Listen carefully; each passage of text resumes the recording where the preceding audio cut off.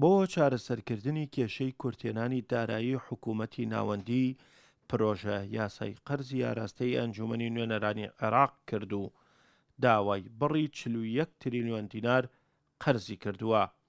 لە دانیشتنی ئەنجومەنی نوێنەرانی عێراقدا خوێندنەوەی بۆ کرا و پەرلەمانتاران دەڵێن ئەو بڕە قەرزە زۆرە، دەنگ تەنها لەسەر قەرزێک دەدەن کە بۆ دابینکردنی موچەی فەرمانبەران بێت. حکوومەت داوای بڕێکی یەکجار زۆر قەرز دەکات، پەرلەمانیش پێی وایە کە ئەو بڕە زۆرە قەرزە دەبێتەوە هۆی ئیفلاسی دەوڵەتی عێراق، لەبەرەوە ناتوانین ئێمە موافقەی لەسەر بکەین بەپێی ئەو هەموو تەقریر و راپۆرتانەی کە لەسەرمان کردەوە شێوەیەکی گشتی. بۆیە ئەمڕۆ خوێندنەوەی یەکەمی بۆ کراوە پێشووتر، ئەمڕۆ خوێندنەوەی دووەمی بۆ دەکرێت و بەڕای من پێم وایە قانونەکە وا تێدەپەڕێت و دەڕوات بۆ قۆناغی دەنگدان کە تەنها موافقە بکەین لەسەر ئەو بڕەپارەی کە تەنها بۆ خەرجە گرنگەکان و دابینکردنی موچەی فەرمانبەرانە، لەبەرەوەی ئەوەی کە حکوومەت داوای دەکات یەکجار زۆرە، ئەوەشان دەبێتە هۆی ئیفلاسی دەوڵەت و باسم کرد. لكن بنفس الوقت لا يكون سك مفتوح يوقع على بياض للحكومة.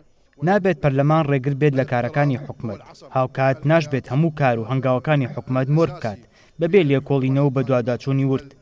سەبارەت بۆ قەرزەش کە حکوومەت بە نیازە ئەنجامی بدات، کاریگەری لەسەر چەندین ساڵی داهاتوو دەبێت.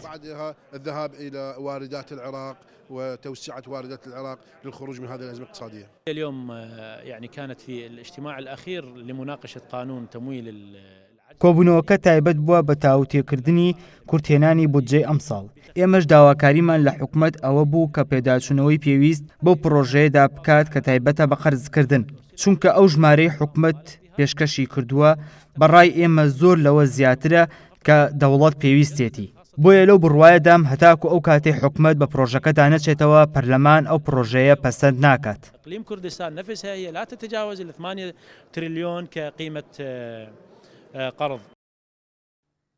لە ئەنجومەنی نوێنەرانی عێراق خوێندنەوەی دووەم بۆ پرۆژە یاسای قەرز کرا و چاوەڕوان دەکرێت پرۆژەکە بە کەمکردنەوەی بڕی قەرزەکە پەسەند بکرێت.